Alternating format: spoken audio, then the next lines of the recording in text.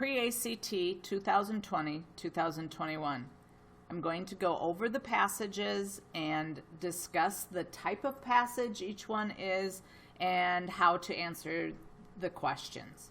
So my copy is kind of marked up because this is the 20th time I've done it, but let's see if we can get it to work this time. All right, so anyway, passage 1 is a research summary passage, and you can tell that because it says experiment 1, experiment 2. So what we would do for that type of passage is look at the tables or graphs, whatever is there, and then jump right to the questions. If you have to do any of the reading, you can come back to it and skim it. All right, so when I look at the tables, table 1 and table 2, looks like they have the same information. The first column is groups, 1 through 4, table 1, 5 through 8, table 2. And then the next column says Z Marina population density. Z Marina population density. And it's 0, 380, 760, 1600, same on table 2. And then the last column, well, so that this middle column, this is my independent variable.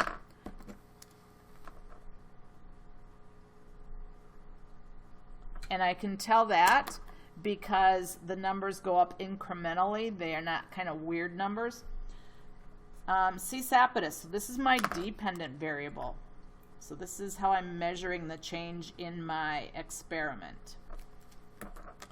And if I look at table 1, it goes 26, 31, 24, 12. It kind of looks like it's variable and then it goes down. Table 2 goes up, 0, 5, 19, 37. Okay, so if you want to, after looking at those columns, what is Sapidus and what is Marina? So if I look at my reading, Sapidus is a crab. Marina is a seagrass. All right, so jump to the questions. Question 1. Based on the results of experiment 2. Okay, this is a locator. That means that you go to experiment 2. Experiment 2, table 2. So based on the results of experiment 2, as the marina, so that means the grasses, as the marina population density increases, so as it increases, that means I'm going this way on the table, the number of surviving large juvenile Sapidus. Okay, so I'm going to look at, as I increase the number of grasses, it looks like I go 0, 5, 19, 37. I'm going to increase the Sapidus. Look at your other choices just to make sure. Decrease, no. Increase, then decrease, no. Decrease, no. All right, question 2. Suppose that in experiment 2, so I'm once again looking at table 2, a group of Sapidus had been placed in marina plot having a population density of 562. Okay, so if I look at my table, there is nothing that says 562. It goes from 380 to 760.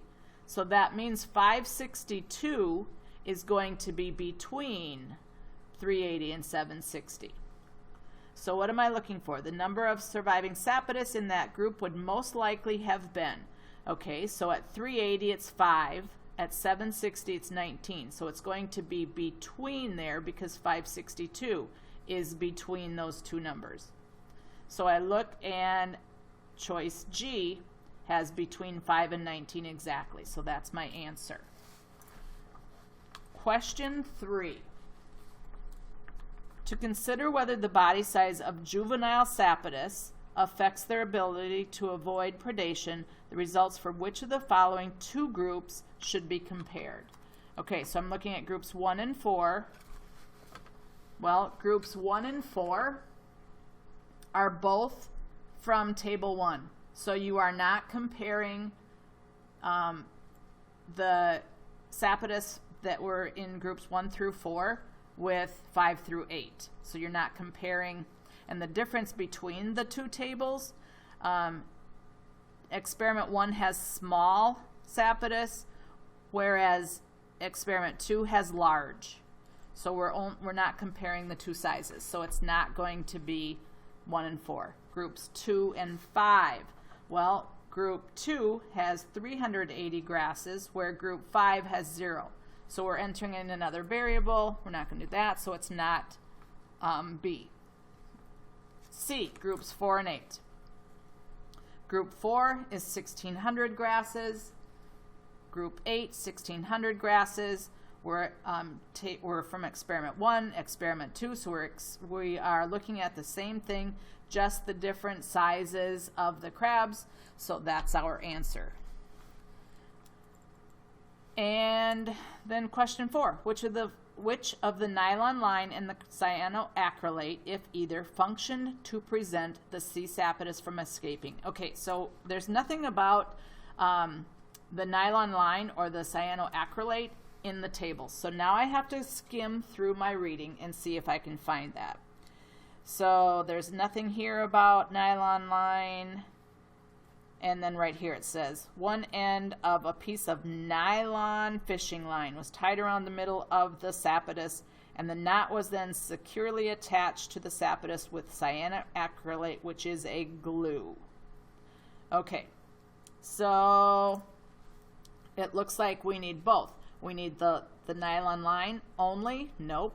The glue only? Nope. We need both.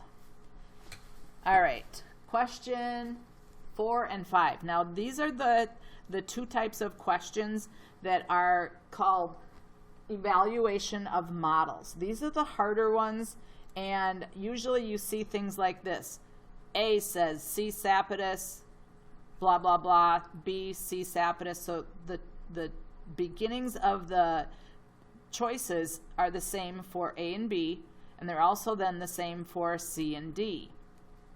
And question 6 has something that's very similar to that.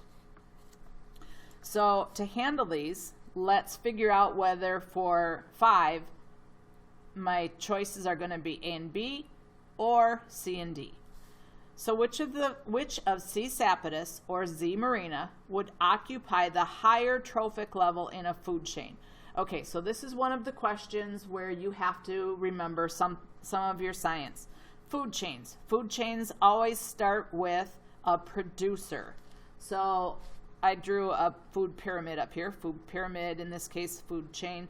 Always the base is your producer. The top of the food chain is going to be your consumer. Well, a crab is an animal, which is a consumer. The grass is a producer. So marina is a grass, that's the producer.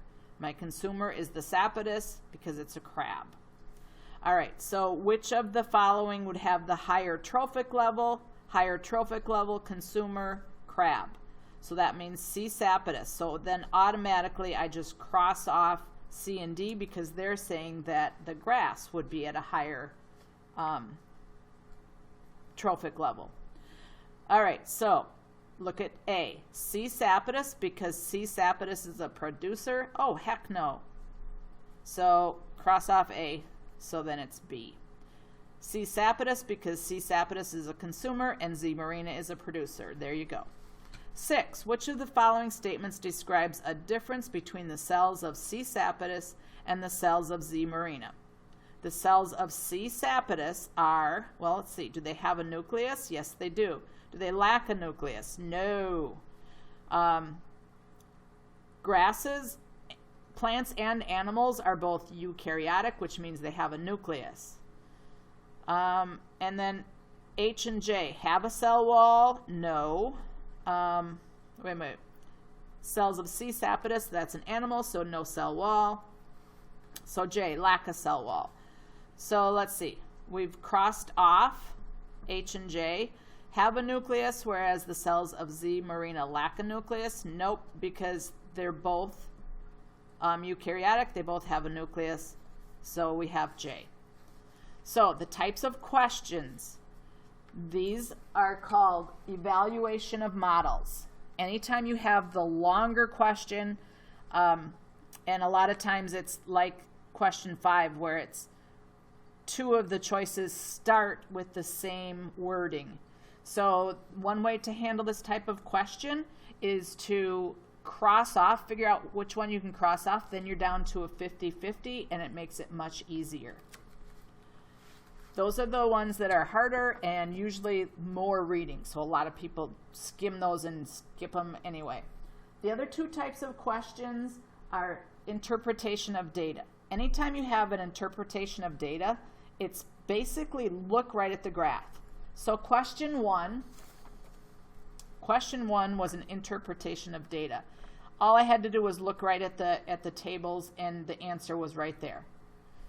Questions, the other types of questions are scientific investigation, and that's where you have to look at both tables and maybe come up with a combination of them. So that would be like question 3. So that's a scientific investigation question. And so was question 3, because I had to estimate between those two parts of the table. So that's a scientific investigation question also. Whereas question 1 was an interpretation of data. Interpretation of data questions are usually easier, and those are the ones that you can read, get the answer quickly, boom, go on to the next question.